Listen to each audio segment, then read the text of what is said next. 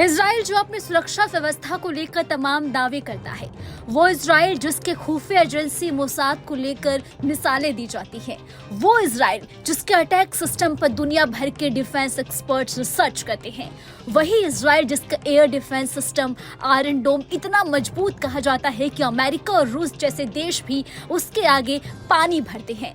लेकिन उसके तमाम सुरक्षा के दावों को धत्ता बताते हुए छोटे से देश यमन के हूतियों ने बैलिस्टिक मिसाइल को इजराइल के बीचों बीच राजधानी तेल अवीव के पास लॉन्च कर दिया है। अब सवाल है कि आखिर हूतियों की बैलिस्टिक मिसाइल कैसे तेल अवीव पहुंची और आखिर आयरन डोम ने काम क्यों नहीं किया है, इसकी जांच चल रही है। वहीं ये बात भी साबित हो गई है कि जिस मिसाइल के जरिए हूतियों ने इजराइल पर हमला किया वो उनकी अपनी बनाई मिसाइल नहीं बल्कि ईरान की मिसाइल गदीर है। इसी गदीर के खतरे की वजह से ही इजराइल ने अपना आयरन डोम बनाया था। तो मतलब साफ है कि ईरान ने हूतियों के जरिए अपनी गदीर मिसाइल पर टेस्ट कर लिया है और इजराइल का आयरन डोम भी इसी का नतीजा है। वो बेहद खतरनाक है क्योंकि भले ही हूतियों की लॉन्च की हुई मिसाइल निशाने तक नहीं पहुंची, लेकिन अगर यही हमला ईरान करेगा तो फिर तबाही तय है। पहली बार कब खड़े हुए मोसाद पर सवाल।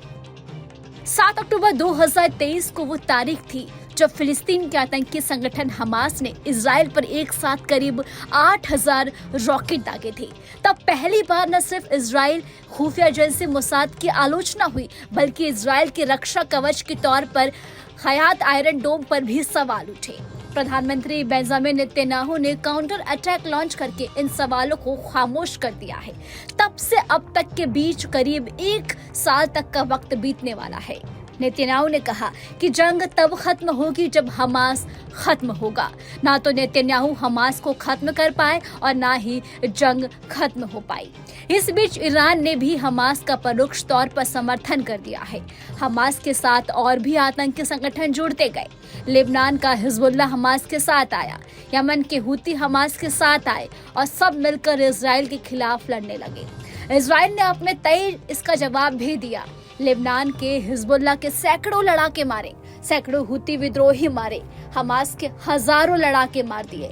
ईरान में घुसकर हमास के मुखिया का खात्मा किया और कई बड़े बड़े आतंकियों का खात्मा किया, लेकिन वो अब भी जंग खत्म नहीं कर पाया। 15 सितंबर को इजराइल के साथ जो हुआ वो पहले कभी नहीं हुआ था।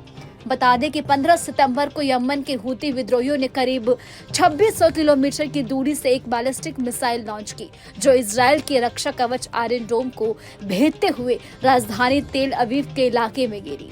हालांकि इस मिसाइल का निशाना तो तेल अवीव के जफा में बना एक मिलिट्री बेस था, लेकिन निशाना चूकने की वजह से मिसाइल खाली जगह पर गिरी और इजराइल को कोई नुकसान नहीं हुआ। उसने इजराइल के उस दावे पर सवाल खड़े कर दिए जिसमें वो बार बार कहता है कि उसका आयरन डोम अमेरिका और रूस से भी ज्यादा ताकतवर है, लेकिन हूती विद्रोहियों ने ही अब इस आयरन डोम को भेद दिया है। तो इजराइल में इसको लेकर बवाल शुरू हो गया है। इजरायली सेना खुद कह रही है कि अब तक तो हूती विद्रोहियों की मिसाइल को इजराइल की सेना लाल सागर के ऊपर ही बर्बाद करती रही है, लेकिन यह पहली बार है जब उसकी मिसाइल आयरन डोम को भेदते हुए तेल अवीव तक पहुंच गई। रक्षा मंत्री को बर्खास्त करेंगे नेतन्याहू। बाकी तो खबर ये भी आ रही है कि हमास से इतनी लंबी जंग के चलते अपने ही देश में अपने ही लोगों के निशाने पर आए नेतन्याहू अब इस हार का ठिकरा अपने रक्षा मंत्री योव गैलेंट पर फोड़ रहे हैं और कह रहे हैं कि ऐसा ही चलता रहा तो अपने रक्षा मंत्री को ही बर्खास्त कर देंगे, क्योंकि योव गैलेंट चाहते हैं कि जो पहले इजरायली लेबनान के पास बंधक है उन्हें रिहा कराया जाए और तब इजराइल हमला करे, जबकि बेंजामिन नेतन्याहू चाहते हैं कि बंधक छूटे न छूटे लेकिन इजराइल लेबनान पर हमला करेगा।